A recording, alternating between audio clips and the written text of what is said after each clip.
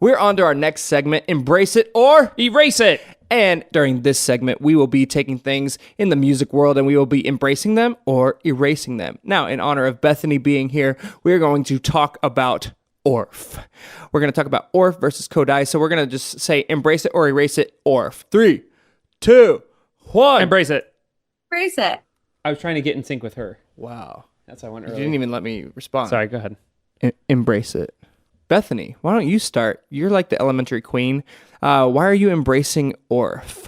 I try to pull from lots of different pedagogies in my classroom. I think there are so many things that are great about Orff and Kodai and Fire Robin, and I think that there really is a place for all of it. And especially someone like me who gets bored easily, I like to pull from all different places. And I think the principles of Orff and the movement and the creativity and the way it lets students lead is something that is always needed in my classroom. So Do you mostly use Orff or Kodai?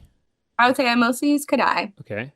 So then, but use them both. You don't have to use one exclusively then. Mm-hmm. Yeah.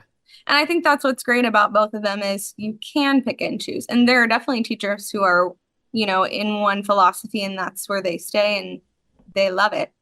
But for me, I'm not certified in either of them. So, as I teach right now, I'm, picking and choosing the things that I want to do. Yeah, I agree. It's important to be able to use both. And even if you're certified in Kodai or you're certified in Orff, integrating both in the elementary classroom is going to be what's best for kids. So yeah, that's what I have to say about it. What about you? Well, I like hitting stuff. And that sounds super fun, and to be musical with it, what a great learning foundational tool. I'm for it. Embrace it. Yeah, and like whenever I see general music ensembles perform at like our state conference and stuff, they're sometimes the most fun to watch because there's so much stuff going on, and all these kids are playing things by themselves. They're doing these different instruments by themselves, and it just shows individualized musicianship so much more than singing as a choir. In my opinion, at least. And I think that's so important. And, I would argue that our band colleagues, they really appreciate us doing a lot of Orff stuff because it's going to help them. It's going to expose them to a lot of different instruments, which then will lead them into band or orchestra.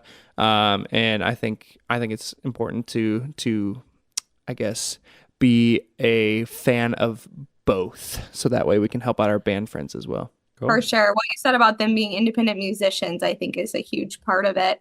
And then they really are spending a lot of their time in the Orff philosophy creating. And I think that, that sets them up for great improvisation later, which is something that as an adult, I'm not very comfortable with. And even into high school and college, I was not comfortable improvising.